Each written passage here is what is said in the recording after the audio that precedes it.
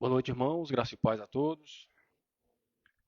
Estamos iniciando mais um culto para a honra e glória do nosso Senhor e Salvador Jesus Cristo.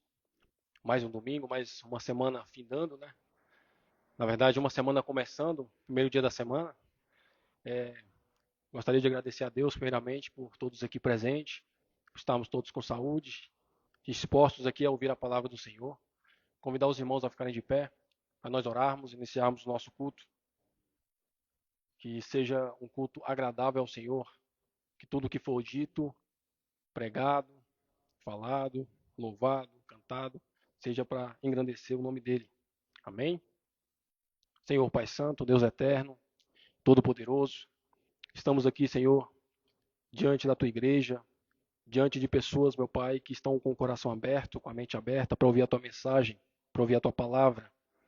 Que a partir desse momento, Senhor, tudo aquilo que está no nosso coração, na nossa mente, tudo aquilo que pode nos impedir de compreender a tua mensagem, que isso possa ser afastado do nosso íntimo, que isso possa ser afastado da nossa mentalidade, para que a gente possa ouvir, aprender e vir a prosperar praticamente aquilo que a tua palavra vem a nos falar essa noite. Que a tua palavra, Senhor, através do teu Espírito, possa fazer morada em nós, possa vir a dar frutos, que nós possamos ouvir e ser guiados pelo teu Espírito que habita em nosso coração. Nós te pedimos, meu Pai, que as vozes que aqui louvaram, a voz que aqui for pregar, que venha falar das tuas grandezas, que venha falar do alto, que venha falar do teu reino. E que tudo aquilo que possa engrandecer o homem seja colocado de lado, para que seja engrandecido aqui somente o teu nome, somente o teu Espírito, somente o teu Filho Jesus. É isso que nós te pedimos e nós te agradecemos, no nome de Jesus. Amém. Gostaria de convidar o grupo de louvor.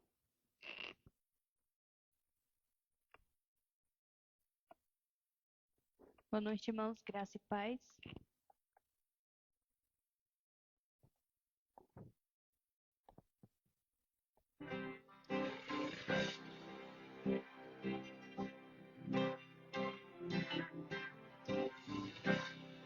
Dessa terra e todos que habitam nela são do Rei.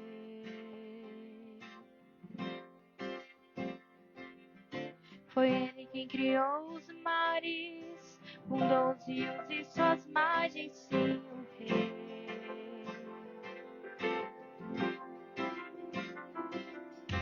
Quem terá a honra de subir a Ele?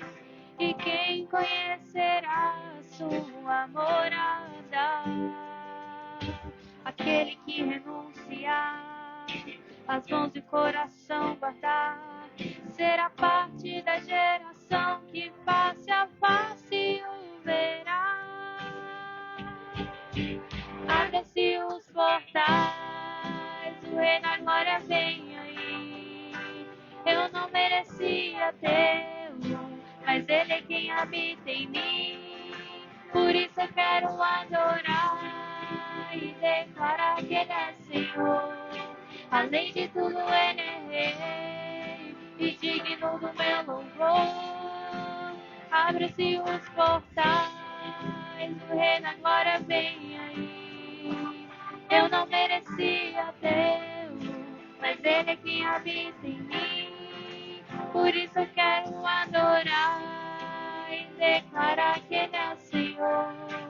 Além de tudo, Ele é Rei e digno do meu louvor. Rei da glória, Rei da glória, forte e poderoso é, Senhor dos exércitos e Rei.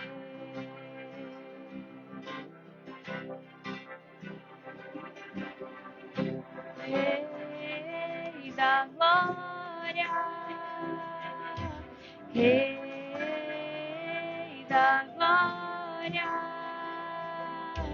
forte e poderoso é, Senhor dos exércitos e Rei. Abre-se os portais, o Rei da Glória vem aí. Eu não merecia tê-lo, mas Ele é quem habita em mim.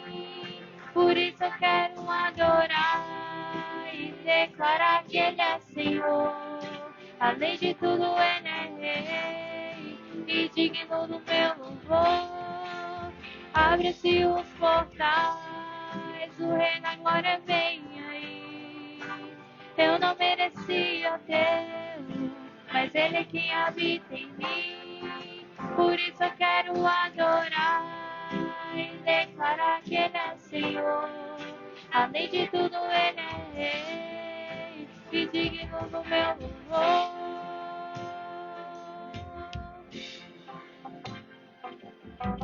Rei da glória,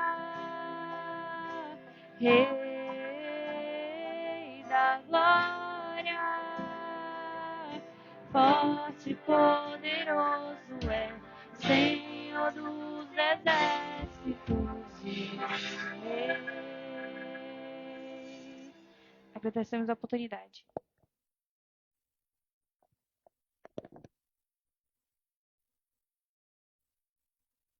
Amém. Glória a Deus. Essa noite o pastor Rafael vai trazer a continuação nas exposições que ele está trazendo em Colossenses. E o tema dessa noite é um tema também muito falado, sobre oração, sobre dar graças, sobre vigiar. E eu trouxe uma pequena reflexão, gostaria que os irmãos acompanhassem comigo. Gostaria que os irmãos abrissem a primeira carta aos Tessalonicenses, carta do apóstolo Paulo aos Tessalonicenses. E nós vamos falar um pouquinho a respeito disso, mas de um contexto diferente, para nós iniciarmos aqui a respeito desse tema tão importante nos nossos dias. E creio eu que não só para quem é cristão, né, na oração, mas principalmente para aquelas pessoas que nos observam. Porque através da nossa vida de oração, através da nossa vigilância, através do nosso agradecimento, da nossa vida de ações de graça a Deus, nós conseguimos mostrar que somos verdadeiros cristãos àquelas pessoas que não têm a fé ainda no coração. Então, gostaria que os irmãos abrissem 1 Tessalonicenses, capítulo 5, finalzinho.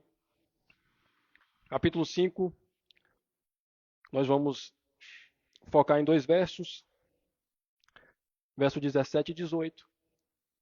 Mas vamos contextualizar primeiro essa carta, para não ficar solto.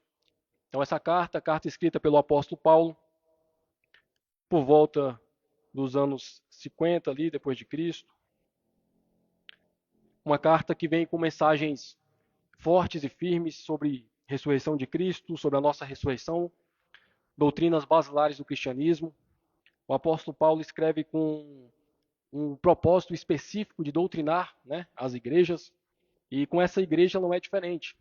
Ele vai escrever 2 cartas, 1ª e 2ª Tessalonicenses, que nós sabemos aqui no texto bíblico, e ele vem falando sobre as pessoas que vêm sofrendo aflições, que estavam apegados à fé, mas que sofriam aflições e em alguns momentos duvidavam da fé.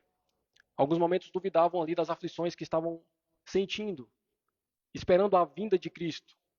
Né? Alguns esperavam demais essa vinda, achando que viria naquela geração. Outros desanimavam, estavam aflitos, estavam fracos na fé, estavam tristes porque estavam passando por aflições e não via de forma efetiva a sua salvação. E o apóstolo Paulo escreve para encorajar, para fundamentar essa igreja. E no capítulo 5, já no finalzinho desse capítulo, dessa carta, ele vai falar do início ali justamente sobre isso. No verso 1 ele diz: mas acerca dos tempos e das estações, irmãos, não necessitais de que eu vos escreva, porque vós mesmos sabeis perfeitamente que o dia do Senhor virá como ladrão de noite. Aqui o apóstolo Paulo, mais uma vez, vai falar como Cristo vai voltar. A época, os sinais, né? E aí ele vai dizer, continuar, porque quando disserem paz e segurança, então repentinamente, ou repentina destruição virá sobre eles. Como as dores de parto, a mulher grávida, e não escaparão. Perceba que o apóstolo Paulo só está falando aquilo que já aprendeu de Cristo, e que nós já vimos nos evangelhos, né? E ele vai continuar, mas vós, irmãos, não estrais em trevas, para que aquele dia vos surpreenda como um ladrão. porque todos vós sois filhos da luz e filhos do dia. Nós não somos da noite e nem das trevas. E aí ele vai continuar. E nós somos do dia, nós devemos andar no dia, nós devemos praticar coisas boas, nós devemos continuar fazendo aquilo que o Senhor nos orienta, né? E aí ele vai continuar lá no verso 12, dizendo: E suplicamos a vós, irmãos, que reconheçais os que trabalham entre vós e que presidem sobre vós no Senhor e vos admoestem, e que os tenham ou os tenhais em grande estima e amor por causa da sua obra. E tende paz entre vós. Nós vos exortamos que admoestais aqueles que são desordeiros. Aí, perceba que agora ele vai entrar justamente no foco da igreja aqui, que são pessoas desanimadas, que são algumas pessoas que estavam tristes pela situação que estava passando. Ele vai continuar dizendo: console os de pouco ânimo. Ele vai falar: sustentei os fracos e sejais pacientes para com todos os homens. Por quê? Porque era uma igreja que tinha um povo vacilante. E aqui não no mau sentido, irmãos. Porque realmente aquela igreja estava passando por aflições, estava passando por perseguições. Né? Não é a única igreja que passava por isso. Mas o apóstolo Paulo escreve também para encorajar. E não só para falar sobre a segunda ressurreição, né? A ressurreição dos que vão crer para a vida eterna, a ressurreição daqueles que são salvos. Não só para falar quando Cristo vai voltar, mas para dizer assim: tenham paciência com esse povo. Consolei os de pouco ânimo. Fortalecei aqueles que estão fracos. Sustentei aos fracos e sejais pacientes. Aí ele vai continuar no verso 15. Vede que ninguém dê mal por mal a nenhum homem, mas segui o que é bom, tanto uns para com os outros como para com todos os homens. Aqui o apóstolo Paulo está falando para que a gente faça o bem, não só para aqueles que estão na igreja, não só um para com os outros aqui. Ele está escrevendo para a igreja, mas para com todos os homens. E aí ele vai continuar agora uns versos pequenos, mas para finalizar a carta. E nesse meio ele vai falar do contexto, e justamente do que o pastor vai trazer essa noite. Ele vai dizer: regozijai-vos sempre, orai sem cessar, em todas as coisas dai graças, porque esta é a vontade de Deus em Cristo Jesus para convosco. E ele vai continuar. Mas eu gostaria de parar por aqui, porque o texto vai falar sobre oração, vai falar sobre dar graças. E nesse contexto aqui não é fácil para as pessoas que estavam lendo, justamente pelo contexto que nós estamos falando de perseguição, de aflição. Perceba que ele vai falar que regozijai-vos sempre, né? Alegrem-se sempre. E como que eu consigo me alegrar? Como que eu consigo estar feliz em um ambiente que não é propício a isso? Como que eu consigo estar feliz num contexto que traz tristeza? Como que eu consigo me alegrar? Como que eu consigo regozijar num contexto que fisicamente vai me trazer tristeza, vai trazer perseguição, vai trazer preocupação, vai trazer dor? Mas aqui a gente sempre tem que lembrar, irmãos, a palavra do Senhor é escrita para cristãos. A gente nunca pode se esquecer disso. A palavra do Senhor, ela subtende-se que quem vai ler e quem vai colocar em prática é uma pessoa regenerada. Por quê? Porque uma pessoa que não é regenerada, ela não quer as coisas de Deus. O pastor Júnior já trouxe isso em Romanos. As pessoas não querem as coisas de Deus. Elas não querem ir a Deus. Elas querem permanecer nas trevas. Agora, uma pessoa que é convertida, uma pessoa que é regenerada, uma pessoa que busca a Deus, é uma pessoa que tem, habitando em seu coração, o Espírito Santo. E ele está escrevendo para uma igreja. Ele está escrevendo para uma igreja que, na nossa mentalidade, as pessoas são convertidas. São pessoas crentes. São cristãos verdadeiros. A gente sabe que lá dentro, e dentro de todas as igrejas, vai ter o joio. Mas não é esse o foco do apóstolo Paulo, não é o nosso foco quando a gente prega, não é o seu foco quando você ensina. Porque o nosso foco, na nossa mentalidade, é todos que estão ouvindo são pessoas que vão crer ou que creem. E o apóstolo Paulo escreve para eles, para essa igreja. Perceba que ele vai chamar essas pessoas de irmãos. Ele chama essas pessoas, essa igreja de irmãos. Regozijai-vos sempre. Alegre-se sempre. Por quê? Porque a sua alegria não tem que estar no ambiente que você se encontra. A sua alegria não tem que estar no contexto que você vive. A sua alegria não tem que estar atrelado àquilo que é material, aquilo que vai acabar, aquilo que é passageiro, aquilo que é temporal, aquilo que vai mais cedo ou mais tarde, virá pó. Não é o que a Bíblia diz? Não é lá que lá em Eclesiastes diz que há tempo para todas as coisas, há tempo para viver, para morrer, para ficar feliz, para chorar, há tempo para tudo. Só que nós estamos num tempo onde nós precisamos saber a quem servimos, nós precisamos saber a fé que nós temos para não viver de acordo com o mundo, não viver de acordo com o sistema, não viver de acordo com o contexto, não viver de acordo com aquilo que nos é apresentado.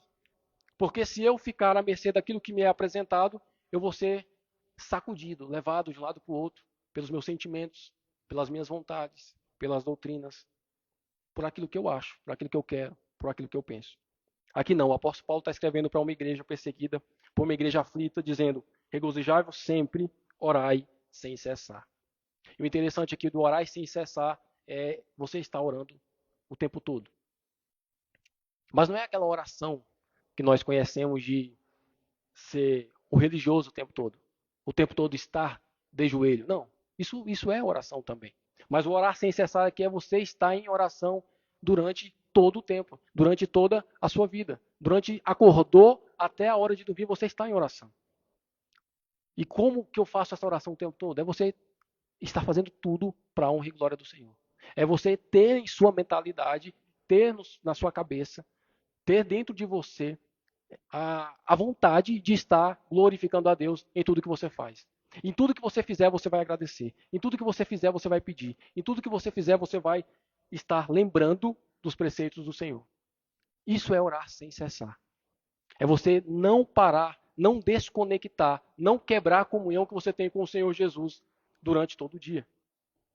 Por que o apóstolo Paulo diz isso? Porque se a pessoa ora sem cessar, se o cristão ele está em oração o tempo todo, se o cristão está conectado com Deus durante todo o dia, dia após dia, o sofrimento se diminui. O fardo fica mais leve. As dores diminuem, porque a nossa intenção, a nossa consciência começa a pensar não nas coisas da terra, mas nas coisas de cima. A gente começa a perceber que tudo isso aqui é passageiro, que tudo isso aqui é momentâneo, que mais cedo ou mais tarde isso vai acabar. Inclusive a minha vida, a vida da minha esposa, a vida do meu marido, a vida dos meus filhos, meus pais, e que a minha felicidade, com o meu desespero, que a minha preocupação não pode depender disso. Regozijai-vos sempre, orai sem cessar, e em todas as coisas dai graças. Aí é interessante, porque todas as coisas dai graça dentro do contexto da carta. Em todas as coisas, agradeça. Dentro desse contexto. Dentro do contexto que ele está escrevendo. Dentro daquela perseguição. Em tudo, dai graças. Por quê? Porque eu estou feliz? Não. Por quê? Porque esta é a vontade de Deus. O texto continua. Agradecer a Deus não é porque você está feliz. Não é porque você quer agradecer. Não é porque você tem vontade de agradecer. Porque, irmãos, vamos ser sinceros. Quase nunca a gente está querendo agradecer. Quase nunca a gente tem vontade de agradecer. A gente só tem vontade de agradecer quando a gente pede algo, quando a gente quer algo, e esse algo acontece de acordo de acordo com aquilo que a gente quis, na nossa mentalidade. Mas o cristão verdadeiro não. O cristão verdadeiro ele sabe que em todas as coisas, independentemente se veio da forma que você quis, independentemente se foi o não que você respondeu, que você recebeu, que você ouviu, todas as coisas, se vindas de Deus, se decida, né, da parte do Senhor, precisa ser dado graças. E não porque eu estou feliz. Não porque eu estou no ambiente de dar graças, mas porque é a vontade do Senhor. De você estar em conformidade com a vontade dele. De você entender que a sua vida está em conformidade com a vontade dele. Eu acho interessante esses dois versos, porque eles estão conectados. Orai sem cessar, em todas as coisas dai graças, porque esta é a vontade de Deus em Cristo Jesus para convosco. São duas coisas ligadas, né, irmãos? E eu acho que todo cristão, quando vai orar, ele faz isso automaticamente. Nós oramos, nós pedimos, e no meio dessa oração nós agradecemos. Nós oramos, nós suplicamos e nós agradecemos. Por quê? Porque essa é a vontade do Senhor. E quando nós lemos isso aqui, nós percebemos que essa é a vontade de Deus, nós voltamos lá para o livro de Romanos, o mesmo apóstolo Paulo escrevendo, ele vai dizer que a oração, ela é intercedida pelo Espírito Santo a Deus. O Espírito Santo, ele intercede a nossa oração. Ele intercede os gemidos inexprimíveis do nosso coração a Deus. Então perceba que o Espírito Santo, ele vai fazer esse canal, essa comunhão que eu e você precisamos ter com Cristo e com Deus. E por isso que ele escreve para uma igreja tendo esse entendimento de que é um povo verdadeiro, cristão, um povo regenerado, que precisa regozijar no Senhor, que precisa orar sem cessar, que precisa em todas as coisas dar graça, porque esta é a vontade do Senhor. Essa é a vontade de Deus. O pastor Rafael vai trazer em Colossenses sobre isso dentro do contexto da carta. Mas aqui nós podemos aprender 3 coisas, 3 aplicações rápidas para as nossas vidas.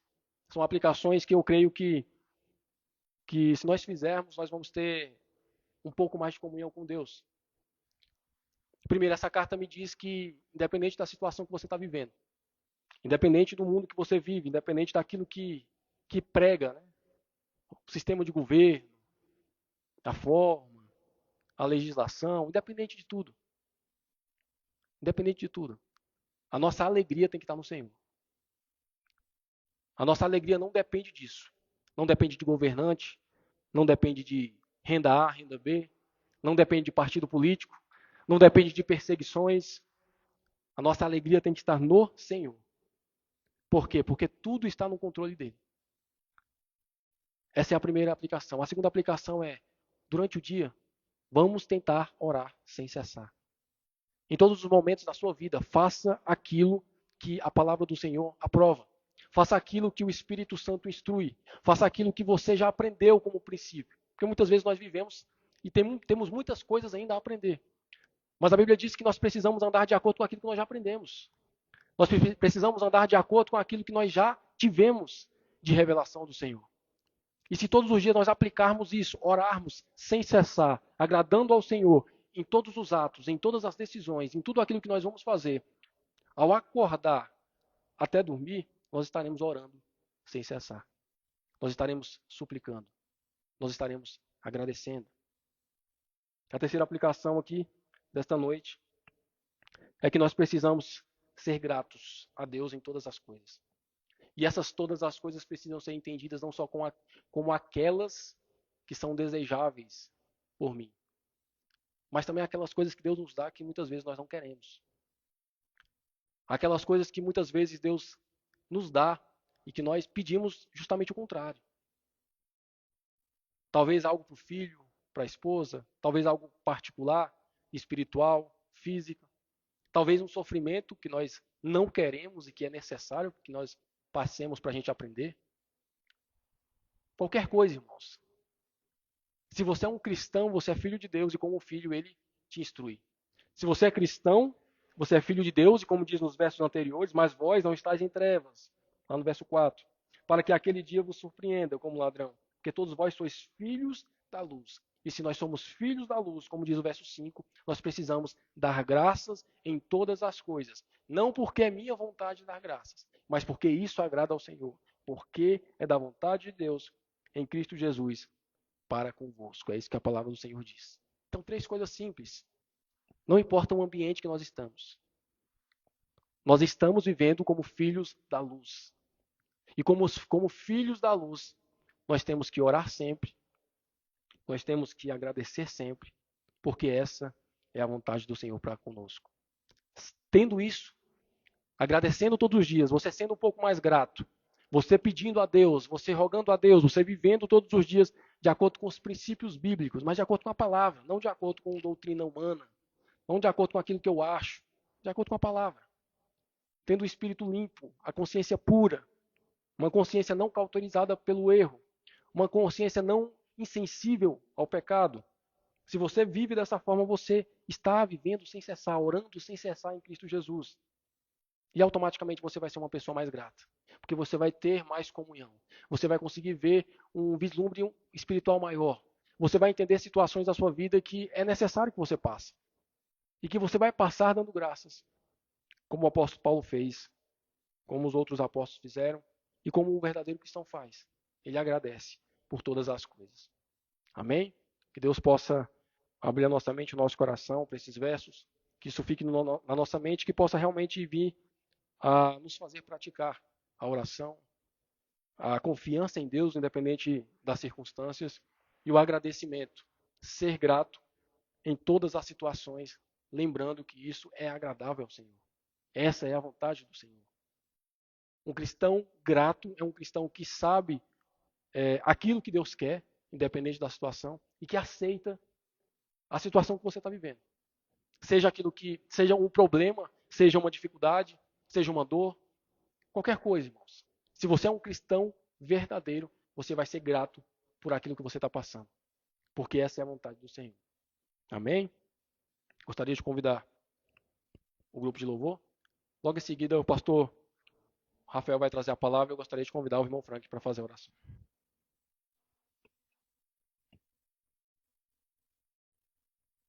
Boa noite, irmãos, graça e paz.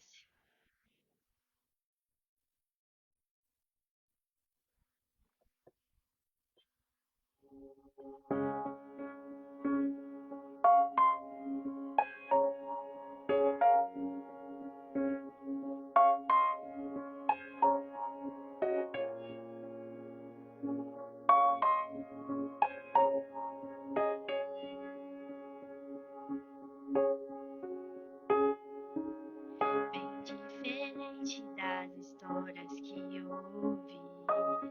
A minha história teve um começo no fim. Quando o inferno pensou ter vencido, Jesus tomou a chave que me fez cativo. Esse amor perfeito me fez entender que diferente das histórias de TV. Na minha história, Cristo é um mocinho e na vida real o maior vilão sou eu.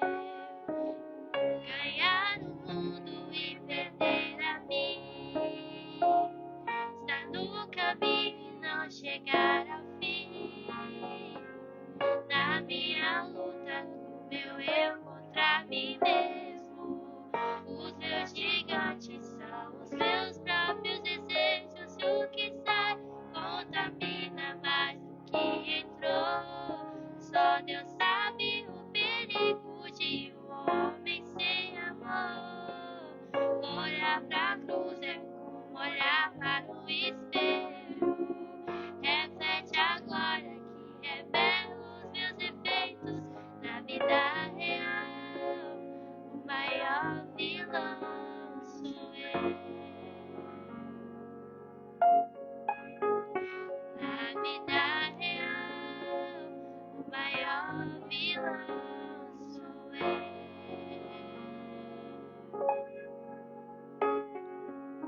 E esse amor perfeito me fez entender que diferente das histórias de TV. Na minha história, Cristo é um mocinho e na vida real o maior vilão sou eu.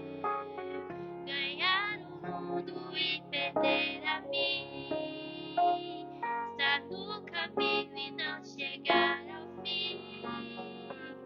Na minha luta, no meu eu contra mim mesmo, os meus gigantes são os meus próprios desejos. E o que sai contamina mais do que entrou. Só Deus sabe o perigo de um homem sem amor.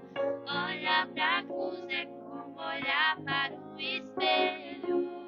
Reflete a glória que revela os meus defeitos. Na vida real, o maior vilão sou eu. Na vida real, o maior vilão sou eu. Agradecemos a oportunidade.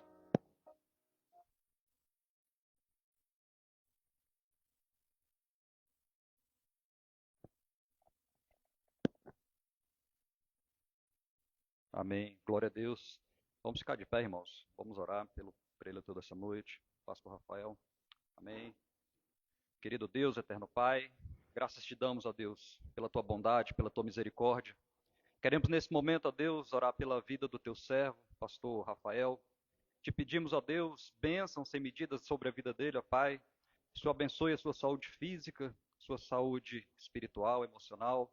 Que o Senhor abençoe a sua casa, sua família. Guarde os passos dele, ó Pai, da sua casa também. Nós te pedimos, ó Deus, que tudo que ele venha falar aqui seja baseado pela tua verdade. Que o Senhor continue capacitando ele. Que o Senhor continue usando a instrumentalidade da vida dele para ele trazer as verdades contidas na tua palavra. Nós te pedimos também, ó Deus, que o Senhor nos abençoe, que o Senhor abra o nosso entendimento, que o Senhor nos ajude a colocar em prática tudo aquilo, ó Deus, que temos aprendido do Senhor. Muito obrigado, Deus, por esta oportunidade. Dependemos totalmente do Senhor. E é no nome do teu Filho Jesus que nós oramos e te agradecemos. Amém.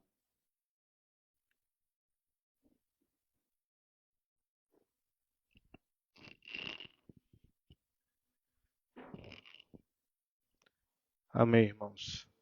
Graça e paz da parte de nosso Senhor Jesus Cristo. Boa noite a todos.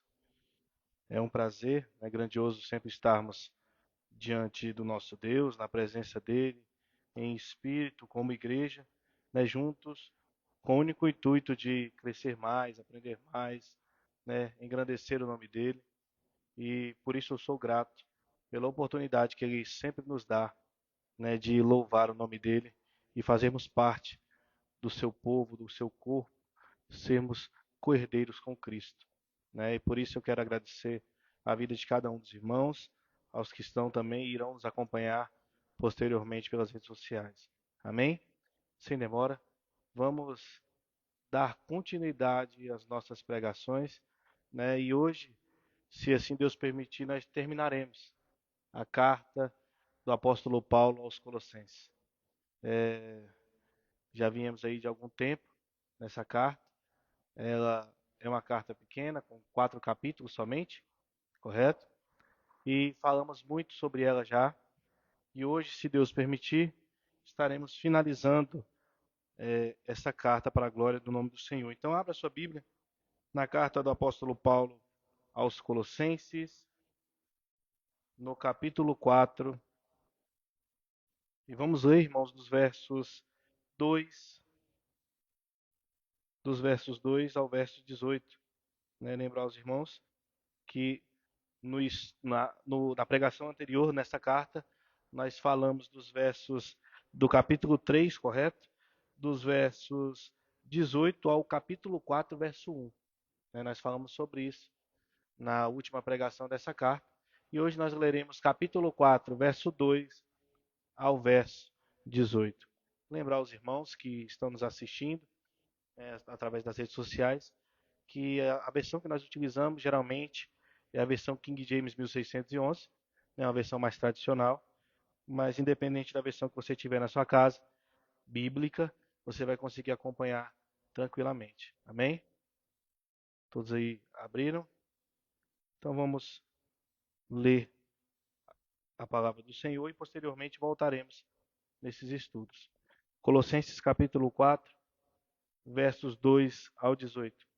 E diz assim, na King James 1611: Perseverai em oração, velando nela com ação de graças, orando também juntamente por nós, para que Deus nos abra a porta da palavra, a fim de falarmos do mistério de Cristo, pelo qual estou também preso.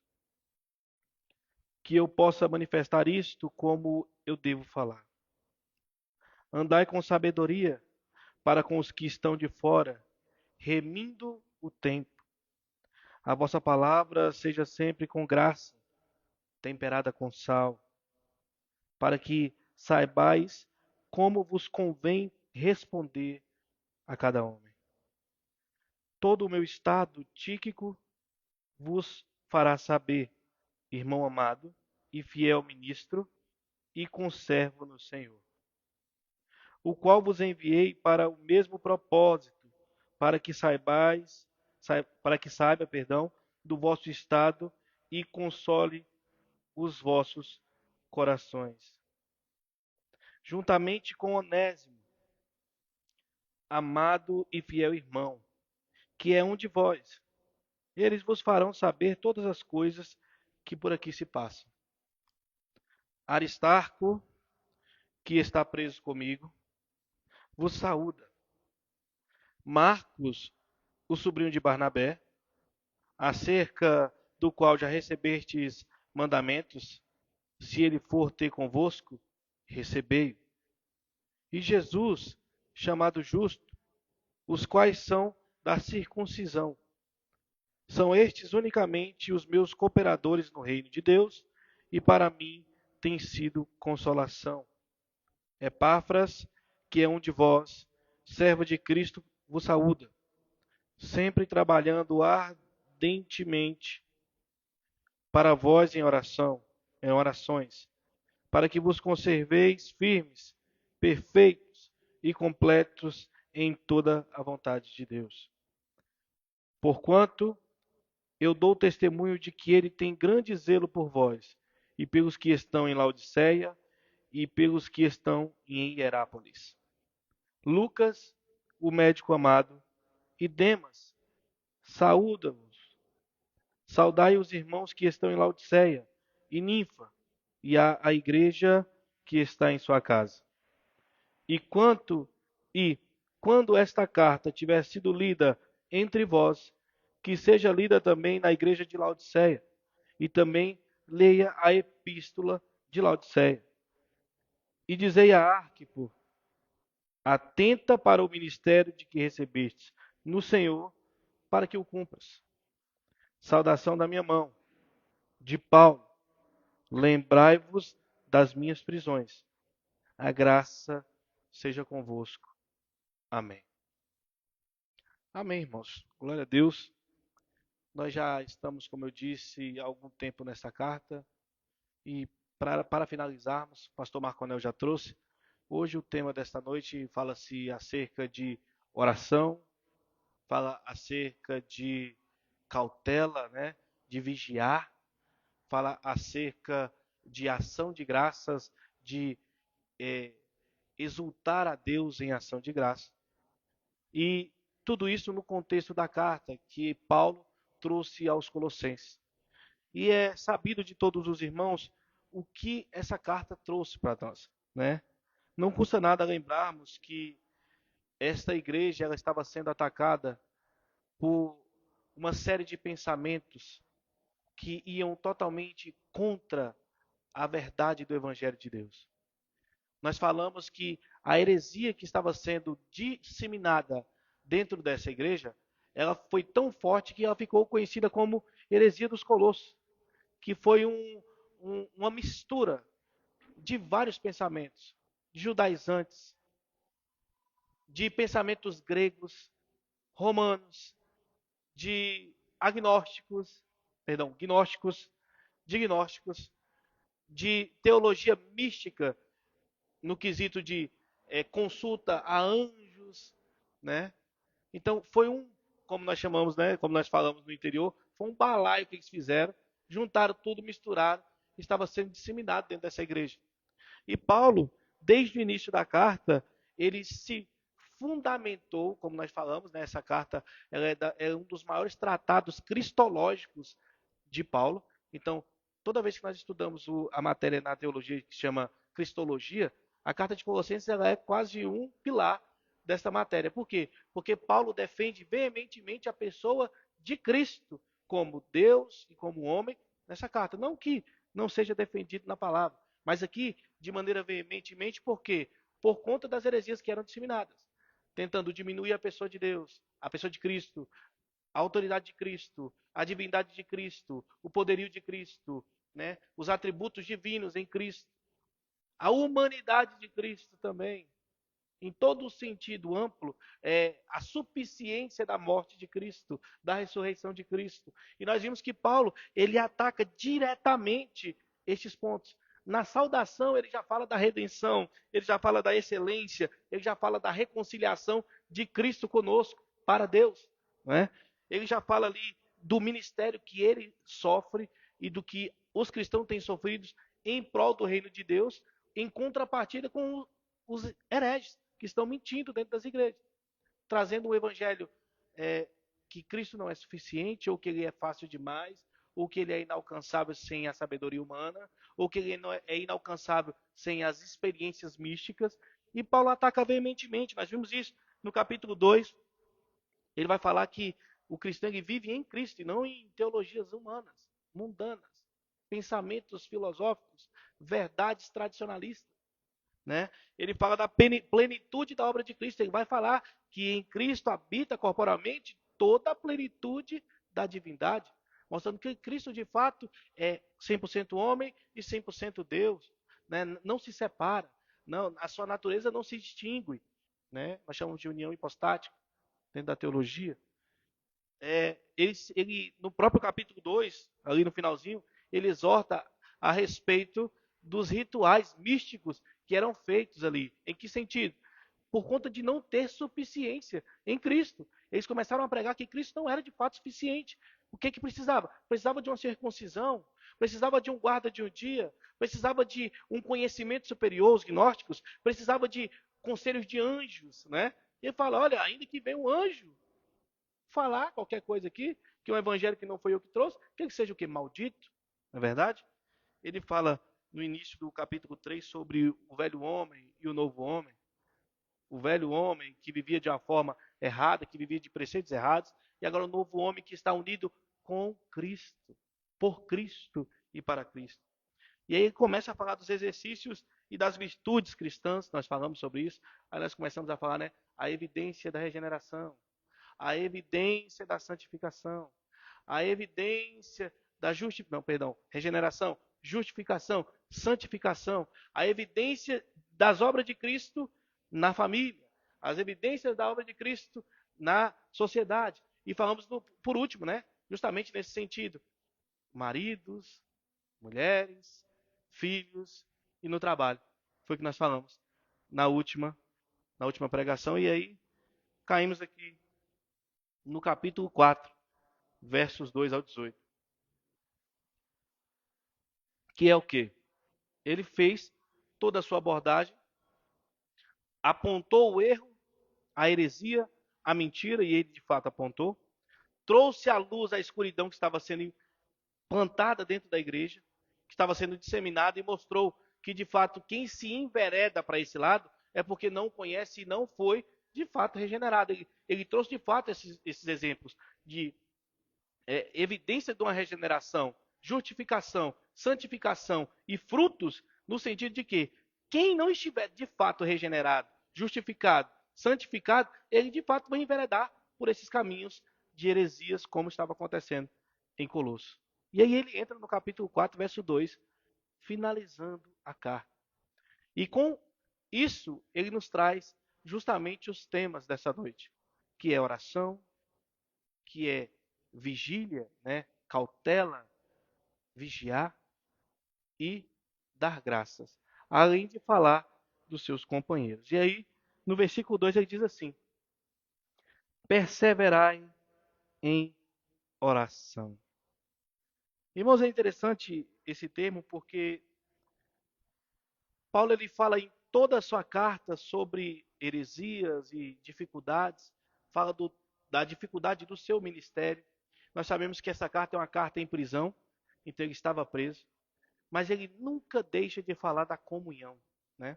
O pastor Marconel acabou de falar que a oração ela é de fato uma comunhão, é um exercício de você estar ligado diretamente com aquele em quem você crê, aquele em que é o autor e consumador da fé, aquele que é o autor e consumador de todos os planos eternos e divinos e perfeitos, né? E a oração é o meio pelo qual nós temos comunhão, que nós conversamos, que nós nos expressamos, que nós o buscamos, que nós o entendemos, que nós nos humilhamos, que nós nos tornamos humildes diante dele.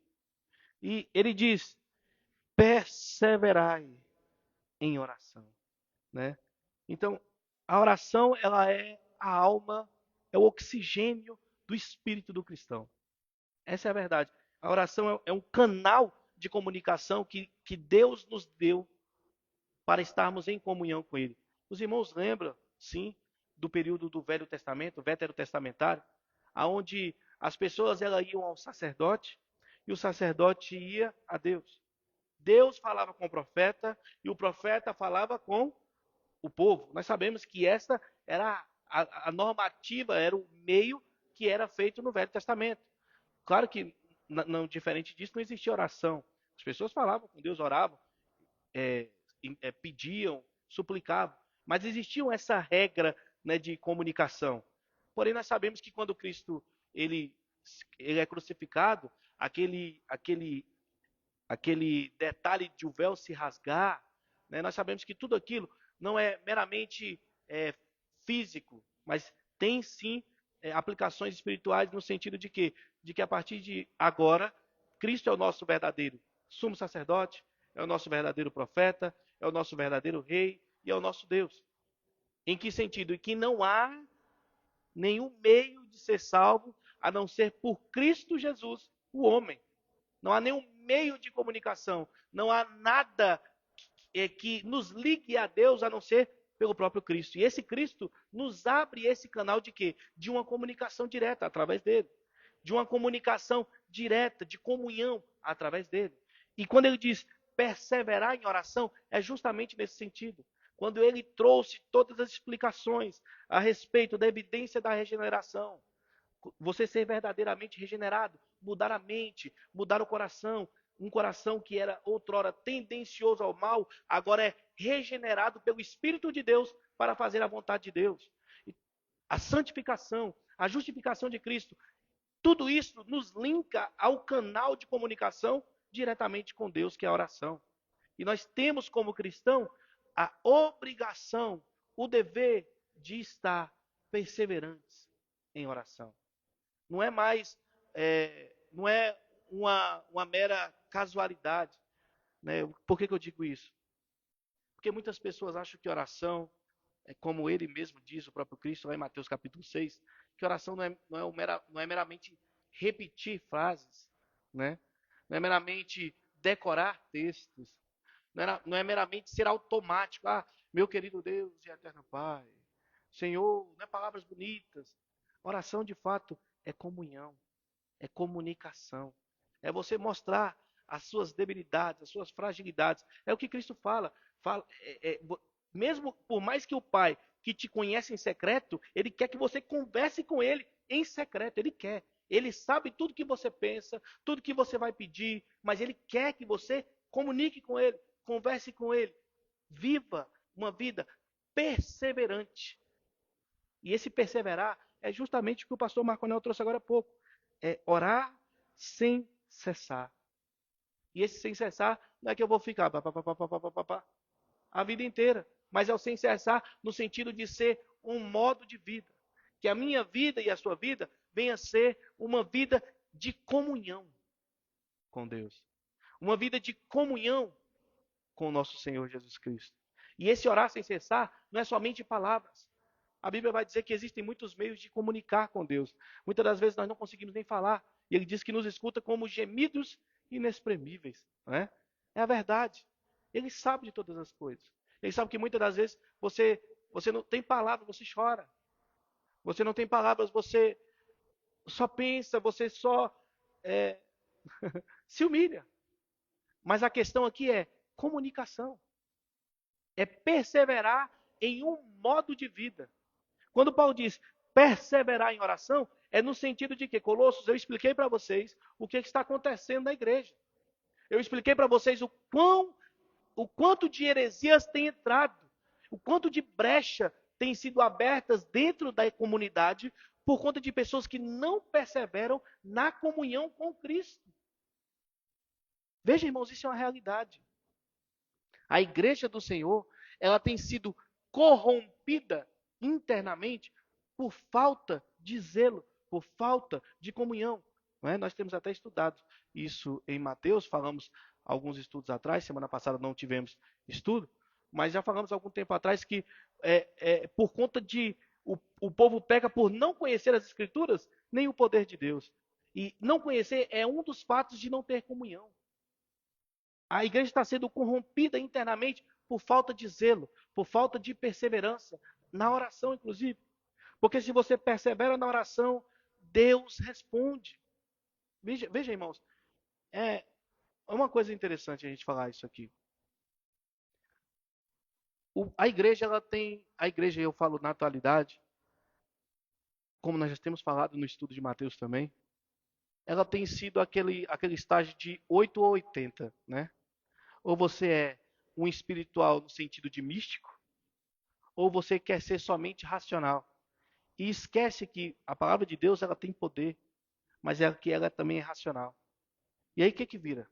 Vira aquela 8 ou 80, como eu disse. Pessoas que oram pensando que oração é barganha.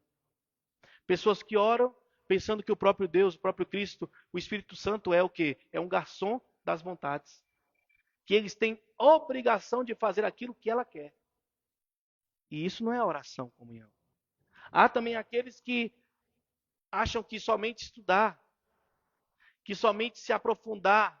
Ah, não, eu estou agora indo mais para a área da teologia reformada e começa a viver naquele, como eu posso dizer, naquela, entre aspas, piedade bíblica e se esquece do poder de Deus, de que Deus ouve, de que Deus responde, de que Deus faz, de que Deus, de fato, ele vive e ele é ativo.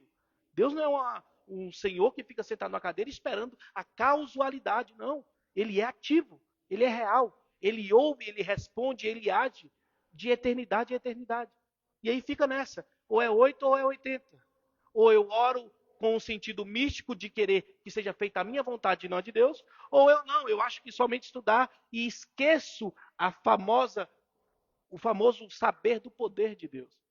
E infelizmente é o que tem acontecido. Mas perseverar em oração é justamente no sentido de que orarmos com o entendimento de quem é Deus, de quem é Cristo, de quem é a pessoa do Espírito Santo, de o que foi feito, da sua obra salvífica, da sua redenção, do seu chamado eficaz, da sua salvação que não depende de mim e de você, da fé que nos é imputada, né, da nossa responsabilidade como cristão. A nossa oração ela tem que ser racional. Não é o que diz Romanos 12? E rogo-vos, irmãos, que entregai os vossos corpos como sacrifício vivo, perfeito e agradável a Deus, que é o vosso culto o quê? Racional. Culto racional, justamente isso, é perseverar em oração racionalmente. Orar a Deus sabendo a quem você ora, por que você ora e sabendo que a vontade de Deus é perfeita. Ele faz o que quer, quando quer, na hora que quer. Mas ele ouve, ele responde e ele age. É isso. Perseverar em oração. Orar sem cessar. A característica, né? A primeira característica aqui é ser perseverante. A igreja do Senhor ela não pode parar de orar, irmãos. Não pode. Não pode porque se a igreja para de orar, mostra que ela não tem comunhão. O pastor Marco Anel nos falou agora há pouco que é muito fato. É um fato muito sério. O que a pessoa externa olha para a igreja e o que ela vê é justamente o que a palavra nos diz que tinha que ser. Tinha que ser o que a palavra diz, que é o quê? Intimidade com Deus. O nosso modo de vida, o nosso modo de falar, o nosso modo de pensar, o nosso modo de tratar as pessoas interpessoalmente deveria ser como? Como a palavra de Deus nos orienta. A igreja devia ser a imagem de um povo de oração, de um povo de súplica, de um povo de comunhão, de um povo de intimidade. E aqui, não estou falando no sentido místico, que as pessoas pregam, né? Ah, venha ter intimidade. Chame para sair. Eu esqueci como é que é a palavra. Chamar a existência. Pronto. Chame a existência. Não existe. Irmãos, aqui não é essa balela. Aqui a gente não está falando disso, não. Chamar a existência. Não, irmão. Usar Ezequiel como heresia para falar essas bobagens. Não é isso. Nós estamos falando de intimidade, de conhecer o Deus que nós servimos. Que é o povo tem pecado por isso. O povo peca por não conhecer as Escrituras nem o poder de Deus. Eles oram, mas oram por algo que eles não entendem, não conhecem. Buscam os seus próprios corações, oram pelas suas próprias vontades, ou nem oram. Acham que só estudar tá bom. Acha que só ler tá bom. E esquece da intimidade, esquece do poder. Esse é o ponto. Perseverar teria que ser perseverar de maneira correta. Com evidência de regeneração, com evidência de justificação, com evidência de santificação e frutos. Frutos. Perseverar em oração, né? A igreja, como diz lá em 1 Tessalonicenses, ele até trouxe agora há pouco, 5,17, orar sem cessar. Lucas capítulo 18, versículo 1 diz, a igreja deve orar sempre e nunca esmorecer, né? Atos capítulo 1, versículo 14, aquela famosa passagem onde vai dizer que a igreja perseverou unânime em oração. Atos capítulo 2, e perseveraram na doutrina dos apóstolos, na comunhão, no partir do pão e em orações, e toda a alma havia clamor, e por isso foram tragos muitos para dentro da igreja. A igreja precisa de oração. O pessoal fala em avivamento, né? Avivamento. Avivamento. Irmãos, não existe um avivamento maior do que mudança de vida, do que regeneração, do que mudança de mente, do que um coração renovado, novo e guiado pelo Espírito Santo. Guiado. Como nós falamos, né? Nossa vida é um carro desgovernado. O que Deus faz é colocar o Espírito Santo no volante. Entra e senta e leva.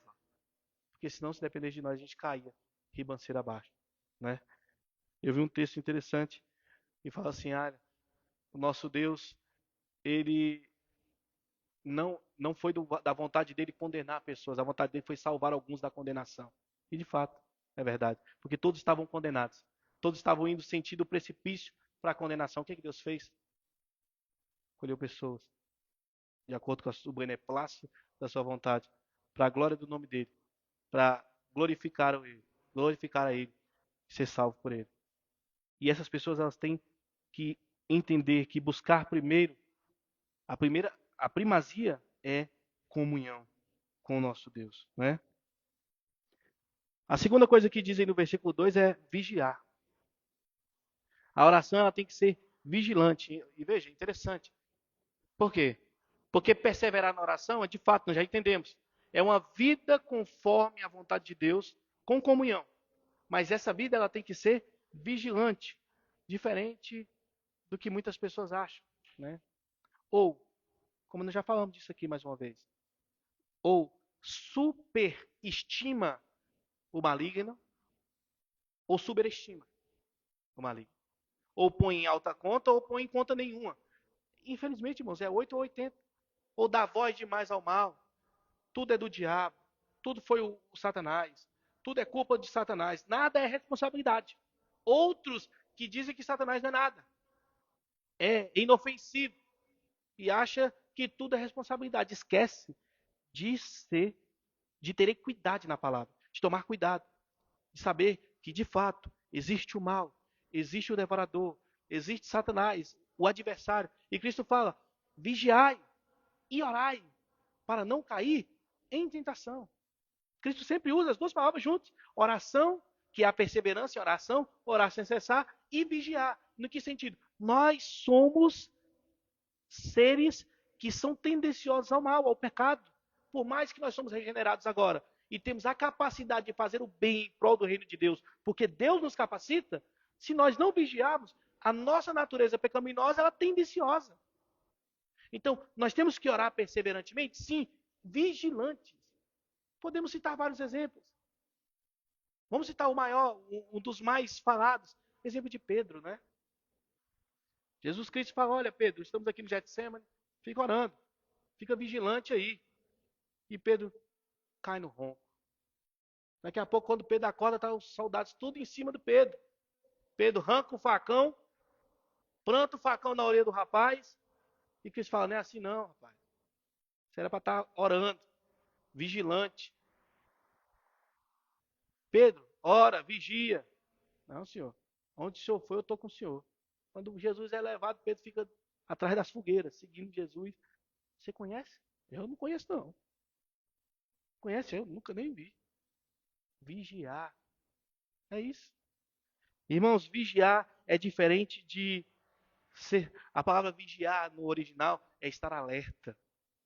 Diferente de ser sonolento, letárgico, né? Desligado dos perigos, dos problemas. Nós temos exemplos também no Velho Testamento, como há em Neemias capítulo 4, versículo 9, né? Sobre a vigilância e oração de Neemias no intuito de reconstrução da cidade, né? Ele estava sempre orando e vigilante. Orando e vigilante. Jesus, lá em Marcos capítulo 13, versículo 33, ele diz, né? Orar e vigiar, como eu disse aqui. Então, irmãos, orações frias, orações rotineiras, repetições, letargia, isso não é oração. Oração é intimidade, de fato. É conhecer o Deus, Cristo, esse que nós servimos, e nos prostrarmos diante dele em comunhão. Em que sentido? Sermos humildes, nos colocarmos diante dele, reconhecendo a necessidade de um Salvador, vigilantes. Por que vigilantes? Porque, sendo humilde, nós sabemos que dependemos de um Salvador. Sendo humilde também, nós sabemos que nós somos falhos.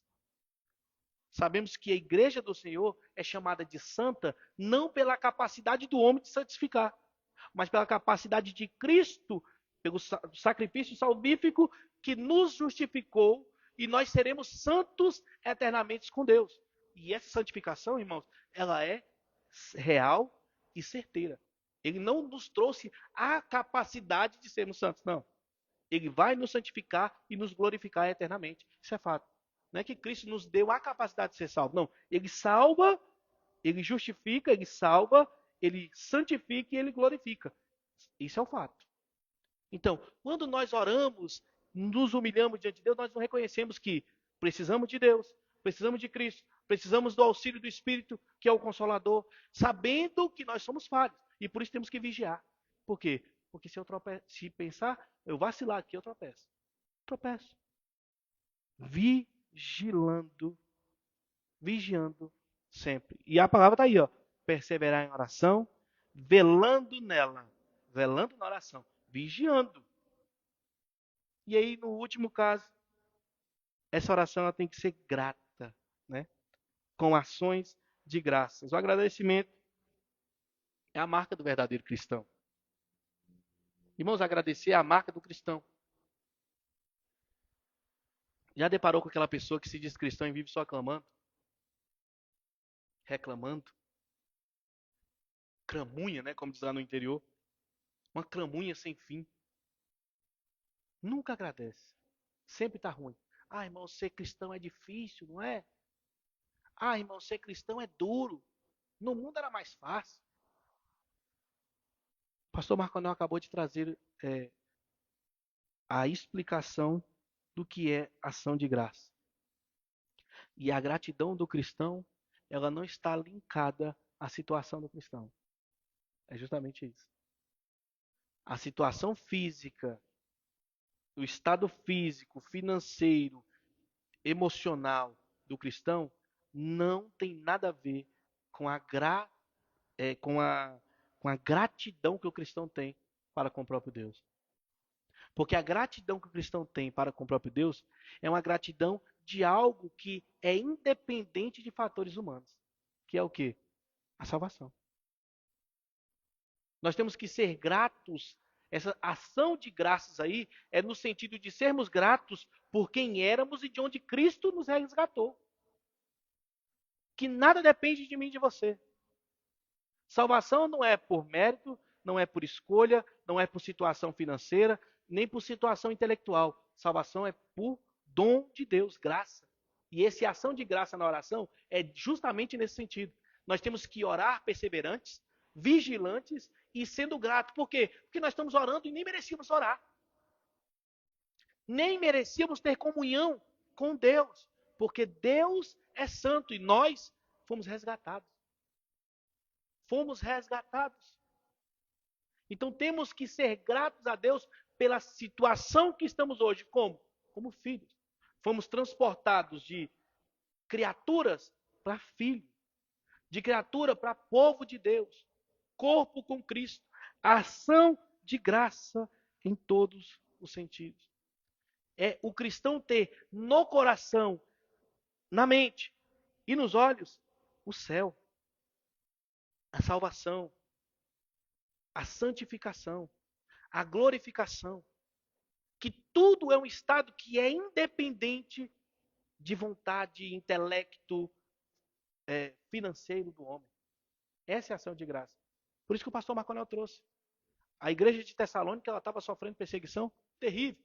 Tanto que estava almejando a volta de Cristo. Pecaram em algumas áreas, e Paulo escreveu outra carta, falando, não, irmão, não é agora não, calma, segura. Não é assim não.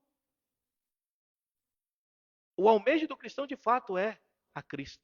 Mas é o almejo de Cristo de acordo com a vontade dele. Ele sabe o que faz, a hora que faz, o momento que faz. Ele cura quem quer, ele salva quem quer, ele escolhe quem quer, ele justifica quem quer. Deus é justamente ser grato, porque se eu e você, como o pastor Marconel trouxe, a palavra de Deus ela é para os que são cristãos, os que creem em Deus. Quem olha isso aqui e não crê, vai ter isso aqui meramente como um livro. Agora, se eu e você ler isso aqui com o coração exultante, crendo que Cristo é o Salvador, que nós estamos salvos em Cristo Jesus, agradeça, irmão, que não é mérito seu. Entendeu? Então, persevere na oração, vigie na oração, seja grato em oração. É o nosso meio, é a nossa forma. E o que tem a ver isso com Colosso? Justamente, irmãos, tudo a ver com Colosso. Paulo fala, vocês estão passando por provações dentro da igreja, pessoas disseminando mentiras, muitos sendo convencidos. Por quê? Porque não tem comunhão. Porque não conhecem o Cristo, Deus. Estão pecando por não conhecer as Escrituras nem o poder de Deus. Paulo dá o veredito, Paulo fala sobre Cristo, e Paulo fala, agora persevera. Persevera na oração, porque não é fácil. Persevera e vigie, porque não é fácil. Vigie e agradeça. Não é fácil, mas vem de Deus. Nós temos que ser gratos a Deus. Ser gratos não pela situação física, emocional, psicológica, não. Ser grato pela salvação. Ser grato porque sabemos que isso aqui é passageiro. Ser grato porque sabemos o que é, vamos colocar muito aqui, o que é 100 anos de vida por uma eternidade. Não é nada. É isso que Paulo está dizendo aqui. E aí ele começa, versículo 3, e aqui agora a gente vai caminhar um pouco mais rápido, né? Porque é justamente o finalizando a carta. E ele começa, orando também juntamente por nós, para que Deus nos abra a porta da palavra. Olha que interessante, irmãos. Paulo está preso. Poxa vida, Paulo está preso, irmãos. Não só Paulo, nós vamos ver aqui no final que tem mais gente com ele. E ele fala, irmãos, orem, perseverem, vigiem e agradeçam. E ore por nós também, para que Deus nos tire da prisão, não é isso? De jeito nenhum. Paulo está com a morte contestada, né? Não sei lá, agora esqueci a palavra. Batido o martelo, pronto. Está com o pescoço debaixo da guilhotina. E ele fala, ora aí, irmãos, para que Deus abra a porta da palavra. Poxa vida, irmãos. É tão difícil a gente falar isso, né? Pensar nisso. Volta e meia a gente está com a dor no dedinho. Fala, Senhor, melhora esse dedo, pelo amor de Jesus. Né? Estou sentindo uma dorzinha de cabeça. Senhor, abra as portas do meu cérebro para ficar melhor, em vez da palavra. A palavra a gente não fala, irmãos. Não vamos ser hipócritas, não. Isso é comunhão, irmãos. Isso de fato é conhecer a vontade de Deus e conhecer que Cristo, Deus, o Espírito Santo, ele sabe de todas as coisas. Sabe de todas as coisas. Paulo está falando aqui simplesmente, irmãos. É interessante que esse termo, né? Abram as portas da palavra. É uma expressão para uma oportunidade. Está aí na King James. Os irmãos quiserem ver lá embaixo. É uma expressão que significa abrir uma oportunidade para fazer algo. E ele diz assim, abra as portas da palavra. Em que sentido? Olha, Peça a Deus que Ele nos dê a oportunidade de pregar. Ore por nós para que a palavra chegue a mais pessoas. Que Cristo seja apresentado a mais pessoas. Que o Evangelho seja apresentado a mais pessoas. Porque a fé ela vem pelo ouvir. E o ouvir pela palavra. Não é o que diz a palavra de Deus? A fé vem pelo ouvir e o ouvir pela palavra. Eu peço aos irmãos que orem juntamente para que Deus abra as portas da palavra. Paulo não é egoísta, irmãos. Ele poderia pedir para ser solto, para ser liberto, pedir pela saúde, mas ele pede pela palavra.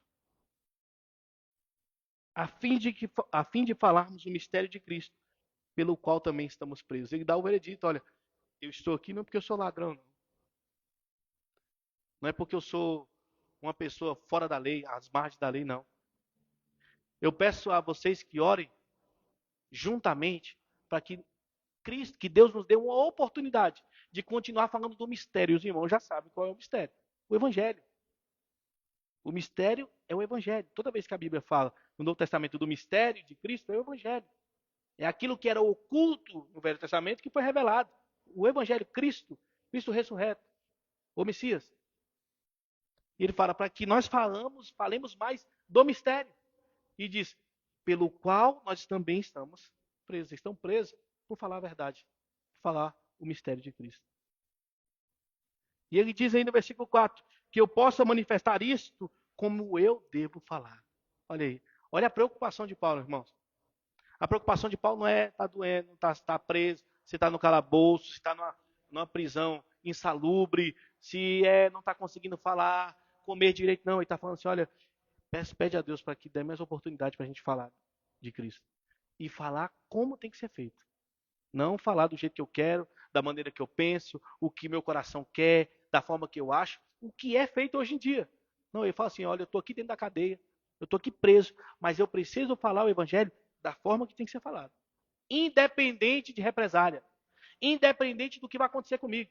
O Evangelho, ele não pode mudar por conta da minha situação. O Evangelho não muda pelo que eu acho, pelo que eu quero, pelo que eu penso, pelo que eu acredito, pela minha tradição, pela minha situação, não. Porque se fosse outro irmão, se for uma pessoa que não conhece a Cristo, ele fazia o quê? Ele começava a bajular o imperador, bajular os guardas, fingir que não cria. Para quê? Para sair. E ele não. Eu quero é que Deus abra as portas da palavra para eu continuar pregando o mistério de Cristo da forma que tem que ser feita, independente da minha situação. Isso, irmãos, é comunhão. É perseverar em oração, é vigiar, é dar graças. Isso é. Olha o que ele diz no versículo 5 e 6. Isso é interessante, irmãos. Justamente de pessoas que vigiam, de pessoas que oram. Andai com sabedoria para com os que estão de fora, remindo o tempo. Andai com sabedoria para os que estão de fora, remindo o tempo. O que é isso, irmão? É justamente a questão de viver como cristão. Evidências de uma verdadeira regeneração. Nós falamos disso aqui. O que evidencia a regeneração na sua vida? Não é mudança? É mudança de mente, mudança de coração. Não existe aquele negócio de eu sou assim, eu nasci assim, eu morro assim. Não. Cristo me transformou. Agora eu sou nova criatura em Cristo Jesus. Tudo que foi velho ficou para trás. Agora tudo se fez novo. Não é o que diz em Romanos 8, né? Nenhuma condenação há aos que estão em Cristo Jesus. As coisas velhas se passaram e tudo se fez novo. Irmãos, está aqui. Andei com sabedoria para os que estão de fora. Infelizmente, é o que mais nós sabemos que não acontece, irmãos. A igreja do Senhor, e nós falamos da visível, né? Aquelas que têm tudo misturado, ela tem sido motivo de chacota. Por quê? Por conta disso. De pessoas que não andam com sabedoria para os que estão de fora. E aí agora tanto faz como tanto fez, está dentro da igreja ou não. Porque eles veem mais balbúrdia, mais confusão, mais disseminação de mentiras dentro do que fora. Lá fora já é normal. Lá fora as pessoas já sabem que vão encontrar errado. Eles já vão com a expectativa de ver erro. Agora dentro da igreja era para ser o baluarte da verdade. Não é mais. Era para ser o lugar que transmite a sabedoria de Deus. Mas não é mais. E ele diz, andai com sabedoria para os que estão de fora. Fazendo o quê? Remindo o tempo, correto? O termo aí é remindo o tempo. Significa o quê? Aproveitando da melhor maneira o tempo. Para quê? Para falar de Deus. Para viver em sabedoria. Para expressar a evidência da regeneração para os que estão de fora. Ô, irmãos, se a igreja atual vivesse como a palavra orienta, ela estaria como a igreja de Atos, né? Perseverando e Deus trazendo as pessoas. Por quê? Porque é a palavra que transforma. É a evidência da verdade que transforma. O que adianta a pessoa lá fora falar, eu quero conhecer a Cristo, e o que está aqui dentro diz que conhece, é pior do que a pessoa que está lá fora? Não tem lógica. Para que ela vai fazer aqui dentro? Vai mudar o quê? É a mesma coisa, é mais do mesmo. Infelizmente, irmão. É triste, mas é a realidade. Claro que não é uma totalidade. Nós sabemos que existe um remanescente. Existe. Existem igrejas bíblicas, pessoas bíblicas, fiéis. Mas infelizmente não é o que acontece mais na totalidade que era para ser, não é? Ele diz, a vossa palavra seja sempre com graça, temperada com sal. É para você ser comediante? É isso que a Bíblia está dizendo? A sua palavra ser sempre com graça? É para você ser comediante, falar engraçado. Não, irmãos. É a palavra ser tomada pela graça de Deus. A graça de Deus que habitou em nós, a nossa palavra tem que ser tomada por ela. Em que sentido? Transmitirmos a verdade de Cristo, a graça de Deus. O favor imerecido de Deus tem que estar em nossas bocas. Nós temos que estar transmitindo às pessoas o que Deus faz por pecadores que não merecem. É isso que tem que estar nas nossas bocas. A graça de Deus seja a vossa palavra, né? Que a vossa palavra seja sempre com a graça, com graça. Não é para ser engraçado, né, irmãos? E os irmãos já entenderam aí. Sabedoria como agir, sabedoria como falar. Fale com sabedoria, cheios da graça de Deus. E ele diz aí, ó, temperada com sal, tá vendo? Os irmãos lembram do que esse termo quer dizer? A Bíblia vai dizer que o morno Deus vomita, que sem tempero é insosso. E o tempero aqui é a verdade. É de fato trazer a literalidade da verdade de Deus. Aqui, esse temperado aqui, irmãos, não é para você ficar salgado também, não. Não é para você exagerar no tempero e nem ser sem tempero. É justamente o que Paulo está falando. É justamente Paulo atacando as heresias. Ele está dizendo assim, ó, alguns tiram, outros põem demais. Mas a verdade, a palavra de Deus, tem que ser temperada. No ponto, com sal. É justamente a verdade. Que a vossa palavra, que você haja com sabedoria, que a vossa palavra seja graça, temperada com sal. Na verdade, fale da graça de Deus de acordo com a verdade do Evangelho, da verdade de Cristo. Não adianta você falar da graça de Deus com o que você acha. Ah, não, Jesus salva e salva todo mundo. Ah, Cristo verdadeiramente morreu por todos os que estão no mundo. A universalidade da salvação. Não. Cristo salva verdadeiramente. E Ele salva para capacitar você a escolher, porque você é bom. Porque você é o centro. Ele salva para capacitar você a escolher o que é bom e o que é ruim. De maneira alguma. É justamente isso. A sua palavra tem que ser de graça de Deus, mas de graça temperada com sal, com a verdade. Cristo salva. E quando Ele salva, é eficaz. Cristo chama. Deus elegeu. Chamou. Justificou. Regenerou. Santificou e glorificou. É temperada com sal, irmão. Sem mais, sem menos. E ele diz, para que saibais como vos convém responder a cada homem. Mostrando que, de fato, a nossa maneira de se comportar, de viver, de ter comunhão para com as pessoas de fora, é de acordo com a palavra de Deus, com a graça de Deus.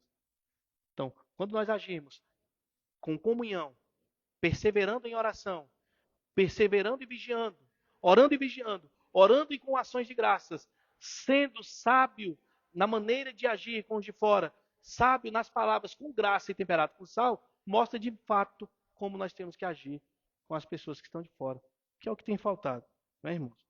E aí, irmãos, ele começa, né, os agradecimentos das pessoas, né, dos que estão com ele no ministério. Ele vai falar aí sobre algumas pessoas agora, e eu vou abrir aqui também para a gente falar um pouco sobre eles, rapidamente. E ele diz assim: todo o meu estado, né? Todo o meu estado, Tíquico vos fará saber, irmão amado, fiel, ministro e conservo no Senhor. Agora ele vai falar, irmãos, né? Nós sabemos que Paulo, ele não viveu uma carreira solo, né? Ele sempre esteve acompanhado de pessoas, viagem e missões. Quando nós lemos o livro de Atos dos Apóstolos e as cartas também, nós vamos ter informações. E aqui agora ele vai falar de pessoas, né? Em primeiro lugar, ele fala de Tíquico. Tíquico foi um dos portadores da carta de Paulo aos Efésios, né? A gente vê isso lá em Efésios capítulo 6, versículo 21. Tíquico também é citado aqui em Colossenses, aqui no capítulo 4, como a gente viu aqui agora. E, por certo, como a gente lê lá a carta de Paulo a Filemon, o pastor Marconel trouxe ela aqui rapidamente, né? De fato, Tíquico e Onésimo levaram essa carta também a Filemon, porque nós sabemos que Onésimo era um escravo, nós vamos até falar de Onésimo daqui a pouco, que fugiu, né? Mas Paulo creu no evangelho, Paulo mandou recomendações a Filemon e Tíquico foi com ele para averiguar de fato que não era uma mentira, né? Então, e ele dá aí algumas características de Tíquico, né? Irmão amado, fiel ministro, conservo no Senhor. Ele era um homem amável, irmão amado, ele tornava as pessoas melhor, tinha disposição para abençoar. Né? Nós vamos ver isso em todas as citações de Tíquico em Atos também. Né? Ele é o fiel ministro. Esse fiel ministro é a mesma palavra que é usada para uma pessoa que serve com as mãos na massa, provavelmente um diácono. Né? Tíquico provavelmente era um diácono, né, que acompanhava os ministérios aí, de Paulo e dos outros apóstolos, né? Era um homem que trabalhava também. E ele diz aí, ó, Tíquico, irmão amado, fiel ministro e conservo no Senhor, o qual vos enviei para o mesmo propósito, para que saibais do vosso estado e console os vossos corações. Inclusive, então, era um homem que servia verdadeiramente ao evangelho, um homem que trabalhava, um homem que foi enviado para consolar. Né? E aí no versículo 9 ele fala sobre Onésimo, ele diz assim, juntamente ele enviou Tíquico e ele fala assim, juntamente com Onésimo, amado e fiel irmão, que é um de vós, eles vos farão saber todas as coisas que aqui se passam. Então o que está acontecendo aqui? Paulo estava preso, nós sabemos que Epáfras foi a Paulo falar da situação da igreja de Colossos. E lá ele encontra Tíquico, ele encontra Onésimo, né? E Paulo envia a carta por Tíquico e por Onésimo para a igreja de Colossos, né? E agora ele fala de Onésimo. Então, quem era Onésimo? Onésimo, nós sabemos que ele era um escravo que se tornou livre, né? E ele diz aí que Onésimo é um fiel, amado irmão do vosso meio. E eles vos farão saber o que ocorre por aqui. Nós sabemos a história de Onésimo. Eu não preciso repetir aqui. Os irmãos viram a pregação do pastor Marconel em Filemon, um escravo que fugiu, como eu disse, né? E naquele tempo nós sabíamos que era comum escravidão. E ele fugiu, mas encontrou Paulo e aprendeu da palavra e foi evangelizado por Paulo e voltou novamente, né, para o seu senhor, que era Filemon, correto? No versículo 10, se eu não me engano, ele vai falar sobre Aristarco. Aristarco que está preso comigo, vos saúda. Quem era Aristarco, né? Aristarco era de Tessalônica, a gente vê isso lá em Atos capítulo 20. Foi companheiro de prisão de Paulo e era companheiro de Paulo em viagens, que vai mostrar também em Atos capítulo 19. Fala também lá em Atos 27 que ele estava com Paulo naquele naufrágio a caminho de Roma, correto? Ele estava ao lado de Paulo, não importava a situação. E aí continua no versículo 10. Marcos, que é sobrinho de Barnabé, acerca do que eu já falei, acerca do que eu já recebi esses mandamentos, se ele for ter convosco, recebei. Então, quem é esse Marcos aqui? Marcos é o evangelista, né? Esse Marcos aqui é quem escreveu o Evangelho de Marcos. Ele é primo de Barnabé. Os irmãos, eu creio que já conhecem a história de Marcos, aquele jovem que saiu para a segunda viagem missionária com Paulo e no meio do caminho ficou com medo. Voltou, Paulo ficou valente com Barnabé, né? E eles se separaram aí nas missões. Barnabé andava com Paulo, e aí Marcos voltou com medo. Paulo é um ser humano, né? Não gostou da atitude de Marcos, e aí ele e Barnabé se separaram, e Paulo começou a andar com Silas, Barnabé começou a andar com Marcos, né? E engraçado que Marcos, ele era um discípulo de Pedro, né? Interessante. Nós sabemos que o Evangelho de Marcos, nós vamos ver isso aí posteriormente, o Evangelho de Marcos, ele provavelmente foi narrado por Pedro a Marcos, né? Então, assim, esse é o João Marcos. E quando ele diz assim, ó, acerca do qual recebeste os mandamentos, se ele for ter convosco recebei, é justamente por isso, que ele tinha voltado para trás, aí tinha ficado esse desconforto entre eles, aí alguma coisa aconteceu, né, entre Marcos ou entre Barnabé e Paulo, que ele viu que de fato Marcos era útil, que ele recebeu Marcos novamente. Aí ele mandou uma mensagem dizendo, olha, se ele for ter com vocês, pode receber, que ele de fato é útil, né? Ele não é preguiçoso e nem medroso, não. Receba, né? E aí ele vai falar agora sobre Jesus, o justo. Quem é esse Jesus, o justo? É Jesus Cristo? Não, irmãos. Isso aí é um judeu, né? Nós sabemos que o nome Jesus, né? Yeshua, ele é uma derivação do nome Yehoshua, que é Josué, derivação, e é um nome muito comum naquela época. Então, assim, existiam vários judeus com o nome Yeshua, normal. Nós sabemos que o nosso Cristo ele se diferencia porque ele é o enviado, ele é o Messias, é o Cristo, né? Mas o nome Jesus é um nome comum daquela época. Então, quando ele diz assim, e em quinto, Jesus o justo, e ele diz assim, ó, os quais são da circuncisão. Aqui ele mostra que Jesus ele fazia parte de um grupo de judeus que se converteram ao Evangelho. Então, existiam muitas pessoas, irmãos, que cooperavam com Paulo, que eram ex-judeus, como ele, né? Ex-judeus. E quando eu digo judeus, não é no sentido de nacionalidade, porque não tem como ser ex-israelita. Estou falando no sentido de religião, né? De crença. Eles eram ex-judaizantes, judaicos, que creram no cristianismo, creram em Cristo, né? E abraçaram Cristo. Ele foi cooperador com Paulo, ele cooperou com Paulo, e aqui é o único lugar que nós vamos ver falar sobre Jesus justo, tá? Então ele é um dos colaboradores com Paulo. Vai dizer aí, ó, são estes unicamente os meus cooperadores no reino de Deus, e para mim tem sido de grande consolação. Então, assim, eles estavam lá ajudando Paulo a consolar a Paulo, né? E aí ele continua, versículo 12, Epáfras. Ele vai falar sobre Epáfras, que é um de vós, servo de Cristo, vos saúda, sempre trabalhando arduamente por vós em orações, para que conserveis firmes, perfeitos, completos em toda a vontade de Deus. Nós sabemos que Epáfras ele foi o fundador da igreja de Colosso. Já falamos sobre Epáfras, né? Lá no capítulo 1. E também, muito provavelmente, como eu disse, da igreja de Laodiceia e da igreja de Herápolis. Muito provavelmente, porque eram regiões da Ásia Menor e tudo estava muito perto ali. 16 quilômetros de distância, mais ou menos, de uma para outra, né?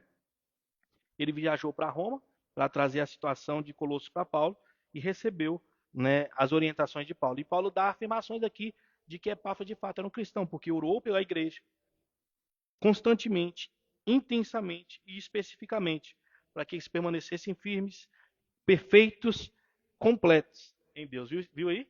Ó, ele ora para que vos conserveis firmes, perfeitos e completos.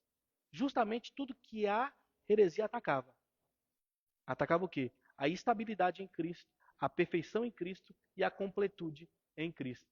Então, ele de fato era um cristão e de fato orou por aqueles homens. E ele diz ainda, porquanto eu dou testemunho de que ele tem zelo por vós, grande zelo, pelos que estão em Laodiceia e pelos que estão em Herápolis. Por que ele está falando isso, irmãos?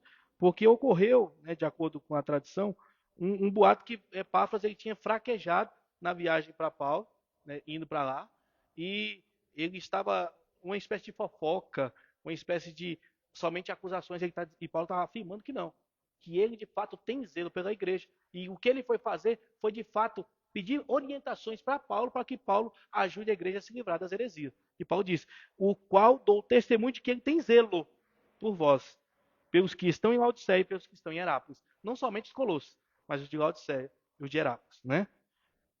Aí vem o outro evangelista e fala: Lucas, o médico amado, e Demas, saúda-vos. Então, quem é Lucas? Sabemos que Lucas é o único lugar aqui das escrituras que vai falar a profissão de Lucas.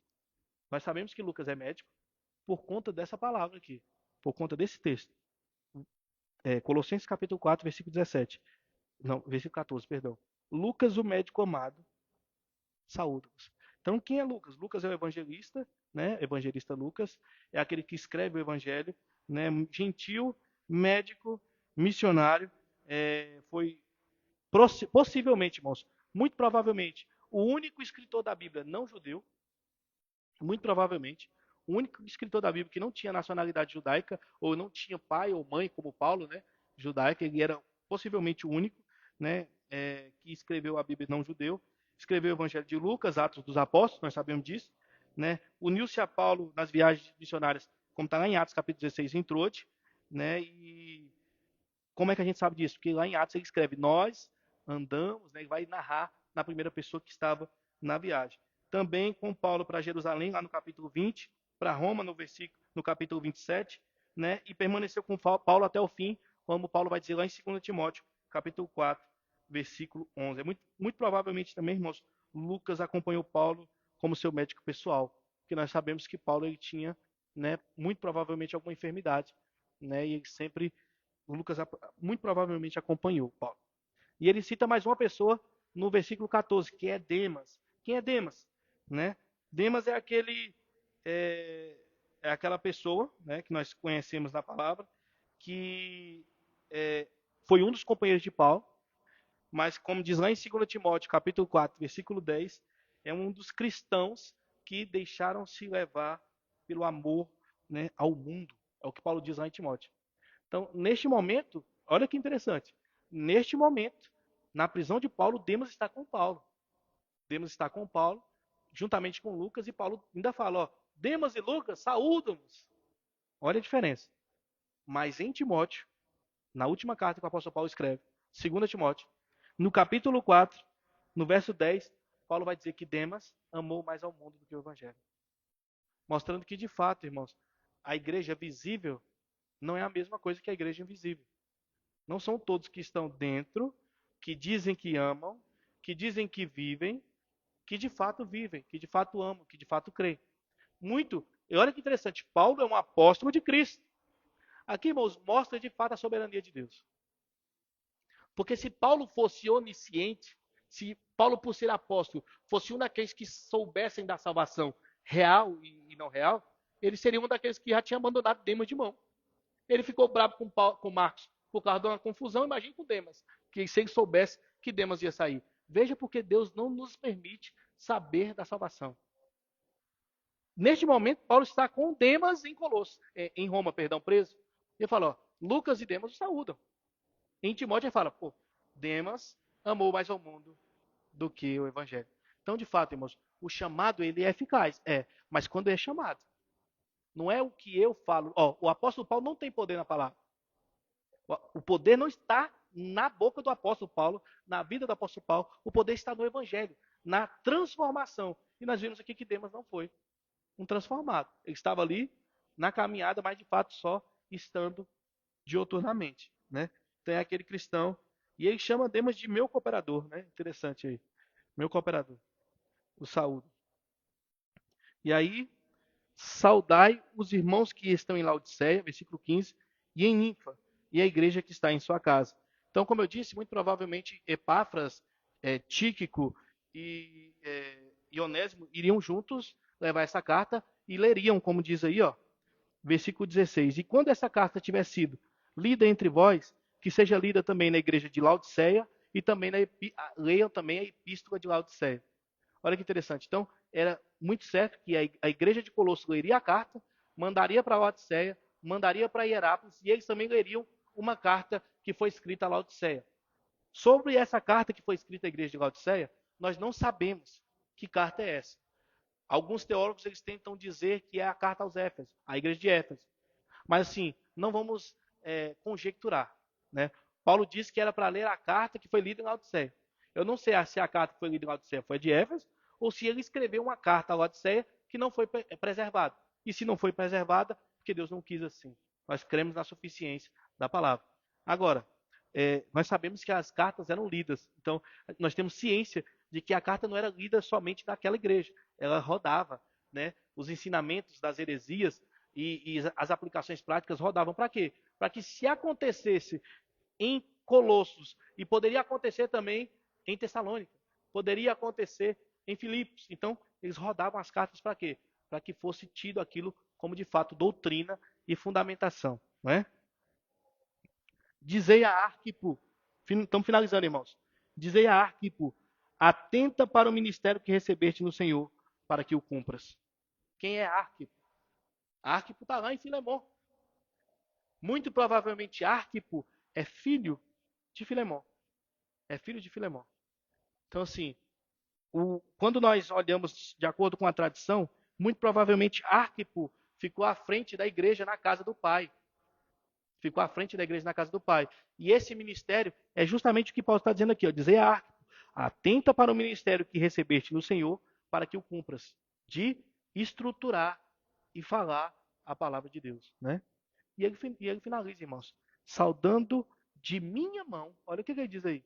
Saudando de minha mão, de Paulo. Lembrai-vos das minhas prisões. Graça convosco. Amém. Amém, irmãos. Muitas coisas aprendemos com a carta de Colossenses. Se eu fosse fazer aplicações práticas aqui de tudo que vimos, nós não terminaríamos o culto hoje. Porque vimos muitas coisas. As aplicações práticas de oração nós já falamos aqui. O que temos então de aplicação prática para o final dessa carta? Como eu disse, ela é um dos maiores tratados cristológicos que nós já vimos. E qualquer pessoa que diga que sirva a Cristo, que ama a Deus, mas não o conhece, não é por falta de informação. Não é por falta de escritos sobre Cristo. Não é por falta de palavras sobre isso. Que nós possamos, irmãos, crer mais na palavra. Crescer mais no conhecimento. Buscar mais ouvir a palavra de Deus. Aprender mais. Orar mais. Buscar mais. Vigiar mais. Ser mais sábios para os que estão de fora. Ter na nossa palavra, de fato, ações de graça e sabedoria. Na verdade do Evangelho. Espero que os irmãos tenham sido abençoados, como eu sou, por todos esses estudos que nós temos aprendido. Né? Abençoados no entendimento do próprio Deus, do próprio Cristo, e abençoados na certeza de que este Cristo é verdadeiramente aquele que nos salva, que nos liberta, que nos vivifica, que nos santifica e que nos glorificará. Amém? Que Deus abençoe a todos. Eu quero agradecer a oportunidade. Né? Vamos, se Deus permitir, na próxima pregação, iniciar mais um estudo. Né? Vamos ver qual vai ser o livro para a glória do nosso Deus. Amém? Que Deus abençoe a todos. Gostaria de convidar o grupo de louvor.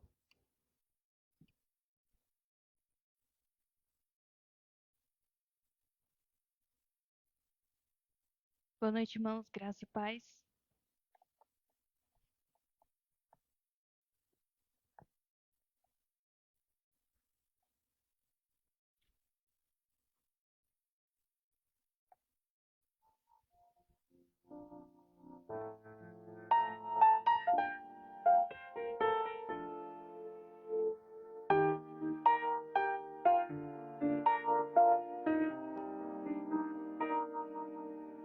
Minha fé não está firmada nas coisas que podes fazer.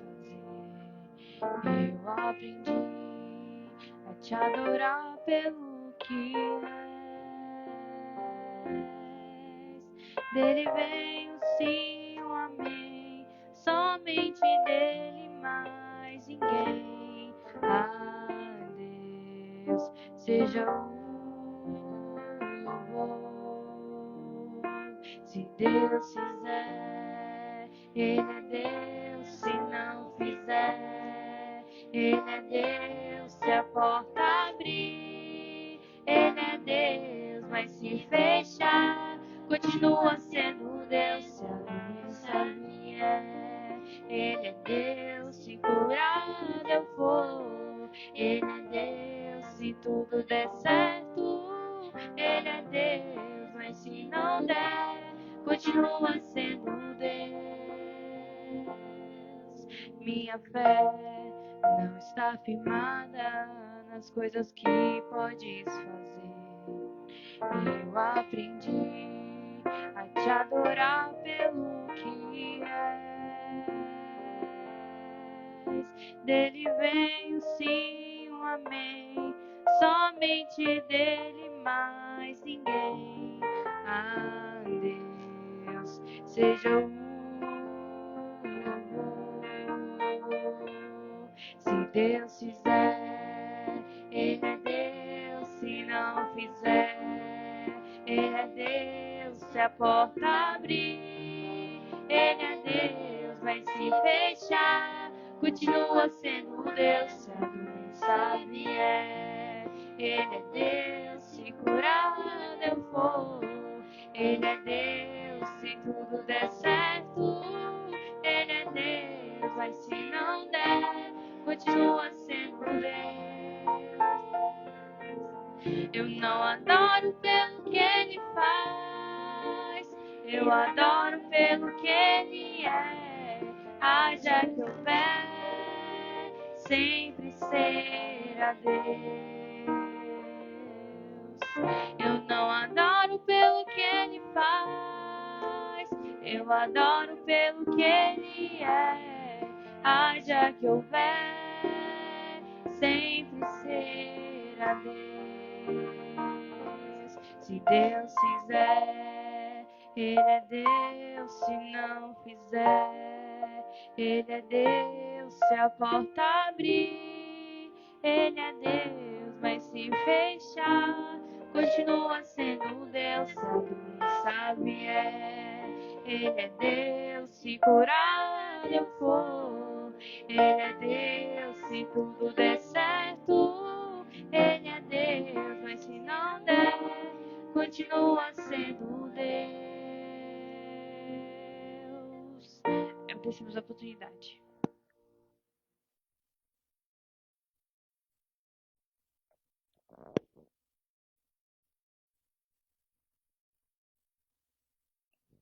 Amém. Glória a Deus.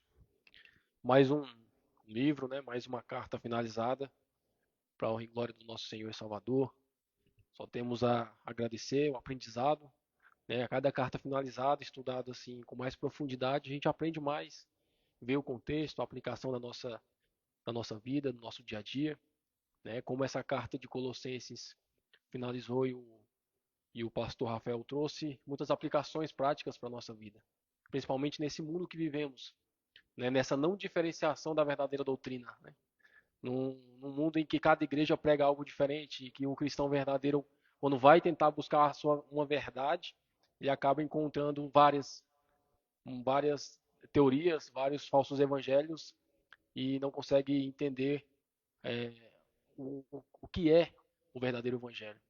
E era isso que a igreja estava passando, né? Era exatamente esse modelo que os colossenses estavam passando, essa mistura de verdade com mentira, de diminuição, de aumento, é o que nós vivemos hoje. E nada mais importante para os nossos dias do que saber o verdadeiro evangelho, para a gente não se confundir, para a gente não cair, para a gente não errar. Então agradeço a Deus por estar aprendendo a cada domingo, a cada estudo, e agradeço aos irmãos que estão aqui, que participaram, que ouviram a mensagem, que essa mensagem possa ficar no nosso coração, que essa carta, esse contexto possa ficar na nossa mente, para que a gente possa vir colocá-la em prática, né, na nossa vida e que possa vir a dar frutos. Né? Essa é a vontade de Deus. A gente possa experimentar o reino dele aqui na terra, de forma prática, né, antes de subirmos. É essa a vontade do Senhor. Antes de finalizarmos o culto, irmãos, gostaria de convidá-los, Todas as quintas-feiras, às 20 horas, estamos aqui com o estudo do Evangelho de Jesus Cristo, segundo Mateus. Semana passada nós não tivemos, infelizmente, mas se Deus permitir, quinta-feira, às 20 horas, estaremos aqui trazendo estudo, pastor Rafael, dando continuidade. Estamos entrando aqui na parte final do Evangelho. Então, convido os irmãos a estarem conosco presentes. Quem não puder participar, que participe, né, que veja depois na rede social, no Instagram, que possa acompanhar para aprender também o contexto, para aprender mais de forma aprofundada, que esses estudos, essas pregações expositivas, ela tem esse intuito, da gente aprender de forma mais aprofundada para aplicar na nossa vida, para que fique no nosso íntimo. Então, convido os irmãos a estarem conosco todas as quintas, às 20 horas e todos os domingos aqui, às 18 horas, cultuando ao Senhor. Amém? Então, vamos ficar de pé, vamos orar para finalizar o culto dessa noite. Senhor Pai Santo, Deus Eterno, obrigado, meu Pai, por mais essa palavra, por mais esse culto.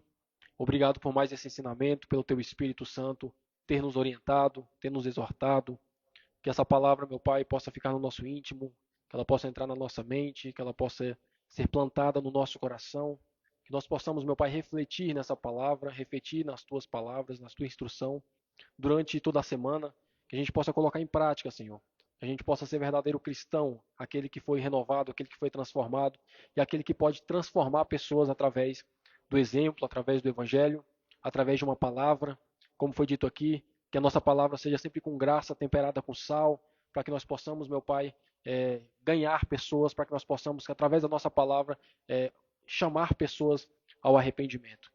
Nós pedimos, meu Pai, que o Senhor nos dê sabedoria, nos dê capacidade para vivermos neste mundo cheio de erros, neste mundo cheio de pecado, que o Senhor possa nos dar sabedoria, que a nossa vida possa ser exemplo para as pessoas de fora, que as pessoas possam olhar para nós, meu Pai, e enxergar pequenos cristãos, pessoas que seguem a Tua doutrina, pessoas que são diferentes, pessoas que não vivem de acordo com o mundo, não vivem de acordo com aquilo que o mundo prega, mas pessoas que vivem, meu Pai, de acordo com a Tua palavra.